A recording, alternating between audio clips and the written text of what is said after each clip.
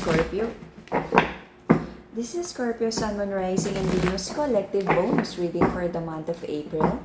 For your personal reading, kindly send me a direct message. Kamusta mga Scorpio? Kamusta?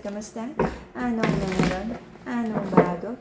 Anong paulit-ulit na ginagawa? This is Scorpio Sun, Moon, Rising, and Venus collective bonus reading for the month of April. Collective energy ng mga Scorpio, please. Collective energy ng mga Scorpio. Collective energy ng mga Scorpio, please.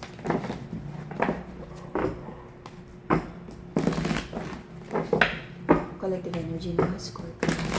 Reminder, ang nag-iisang account na Mystic Siren ay Kaya Angeles 11. Any messages coming from a different account, hindi po ako yun. Mag-ingat sa scammers, Scorpio. Alrighty, let's see. Kung meron para sa ating mga Scorpio.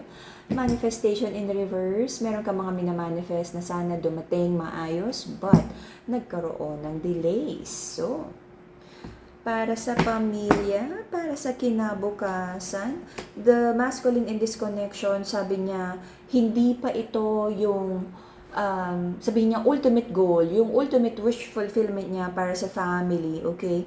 Nilalaban niya ang success. Sabi niya, nagkaroon man ng delays, pero tuloy ang laban. Lahat daw ng pagsusumikap ng masculine sa connection na to ay para sa family. Toxicity. Okay, I feel meron namang enough. But sabihin natin, merong unhealthy habit of handling the finances. But I feel, meron ka rin namang na-build. Okay. May mga disagreements between you and your person. Sadness.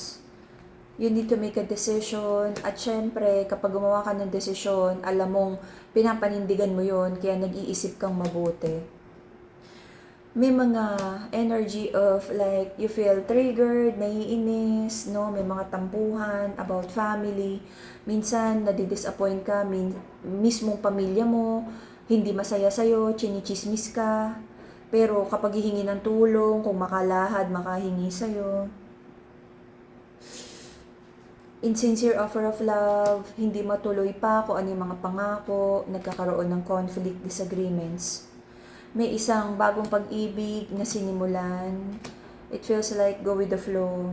Sabi ng masculine sa connection na to, willing siyang ayusin ang relationship with the feminine. I feel both of you, the feminine and the masculine, nagiging mas sigurista, nag-iingat na about relationship.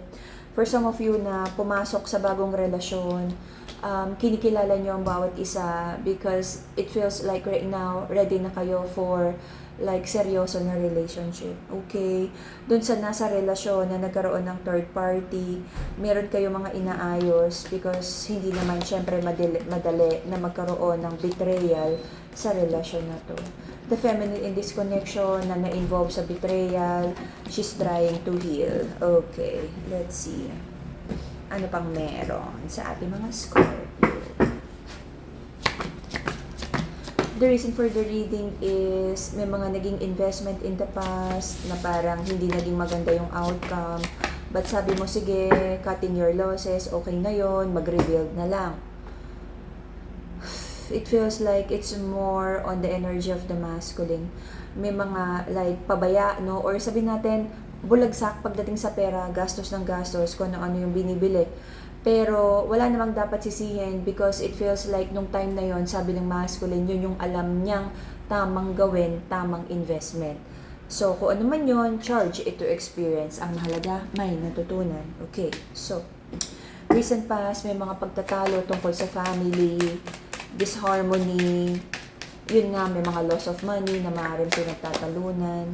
Pero syempre, para sa mga Scorpio, mahalaga sa'yo yung family, kaya hanggat kayang ayusin and to keep the harmony, okay na yan. Okay, yung mga nawalang pera, pwede namang kitain ulit. Meron ka mga iniisip na tama ba talagang totally bitiwan na ang sitwasyon na to, but hindi pa totally over but it feels like for some of you, may isang sitwasyon sa buhay nyo na hindi pa totally over, but you're having a new beginning. At kung ano man tong new beginning na to, Like, baka naman, ano tawag dyan? Pagdating sa work na nag-apply ka na sa bago at magpapaalam ka na dun sa isang work, or pagdating sa relasyon, meron ng mag-uusap na hindi na talaga to uubra and mag-start over na sa bagong love connection. Okay? For some of you, meron ding mga lumilipat ng bahay. Okay? Marami kang iniisip, paano mo ba makukuha ang iyong financial stability. Nagkaroon naman ng mga blessings in the past, but yun nga, parang nagkaroon ng mga impulsive moves pagdating sa pera, at kailangan matuto na. Okay? Your person, marami din siyang iniisip, kaperahan, kabuhayan, trabaho. It feels like more on the trabaho. At iniisip din niya, ano ba din yung mga plano nyo pagdating sa future. Pero it feels like you and your person, meron naman kayong kasunduan or may chemistry, click naman kayo together. Okay. You might be dealing with a Taurus,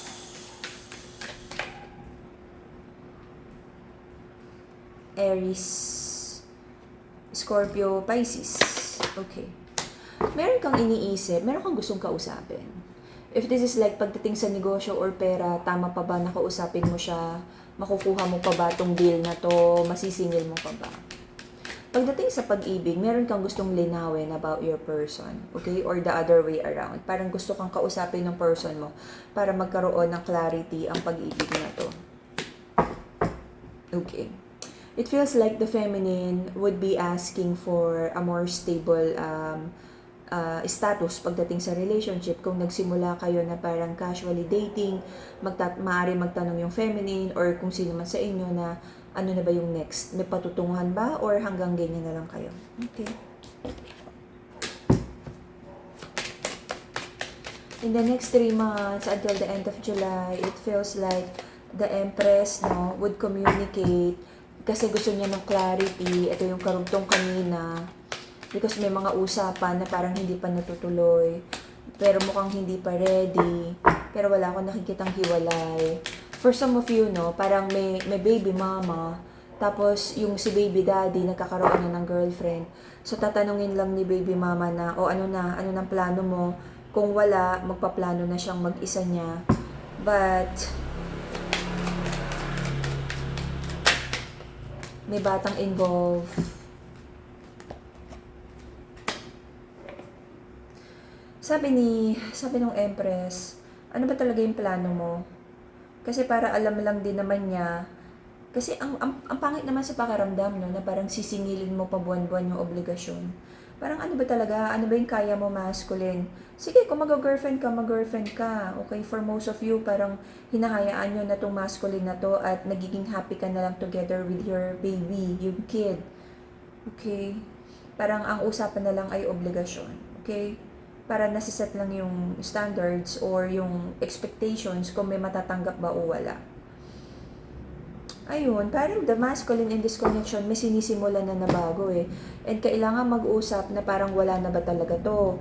Because may isang feminine na umaasa, parang the new person, the new feminine, kung may papatunguhan ba to. Very complicated situation, okay?